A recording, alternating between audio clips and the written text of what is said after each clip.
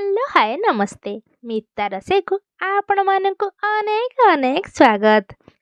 आज आमे नेकी आसीचु मात्र 5 मिनिट रे प्रस्तुत हो जाउथिबा टक भेंडी बेसर। एही फलटी खाइबाकू पाटी को टिके खट्टा लागि थाए। ताको एमिति बेसर बनै खाइले टिके खट्टा टिके राग आउ टिके लुणी लागि थाए।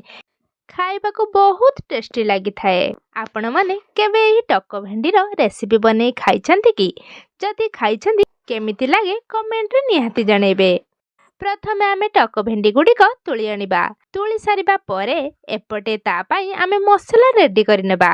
मसला रे मु नेइछि 1 चामच जीरा, 2 चामच कला सोरिष, 1 सुखिला लंका। से सबु को आमे ग्राइंडिंग जार रे देई अल्प अल्प पानी देई फाइन पेस्ट बनै नेबा।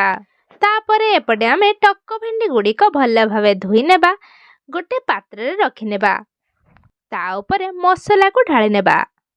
ग्राइंडिंग जार रे अल्प पानी देई सेई टक भेंडी ऊपर ढाଳି नेबा।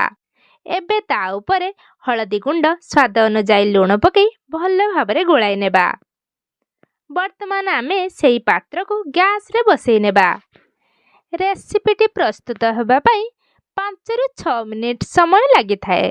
2 मिनिट परे टक भेंडी ऊपर को मसला गुडिक फुटी फुटी एमिति आसिले आमे टक भेंडी गुडिक उल्टाई देबा। भल भाबरे फुटी गला परे एमिति कलर चेंज होई गले जानिबे कि टक भेंडी गुडिक सिझी आसिलानी। भल भाबरे गोळे नेबा आउ एबे गैस रो फ्लेम को ऑफ करि नेबा। एबे देखंतु हमर रेडी होई गला टक भेंडी बेसर। आपण एही प्रोसेस रे टक भेंडी बेसर घरे निहाती ट्राए करंतु। गरम भात आउ पखाळ सहित यार मजा नियंतु। एही रेसिपीटी आपण को केमिति लागिला कमेंट रे निहाती जणैबे।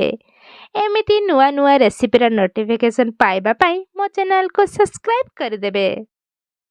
पुणी देखाबो एक नुआ रेसिपी सहित। से पर्यंत रहिली नमस्कार।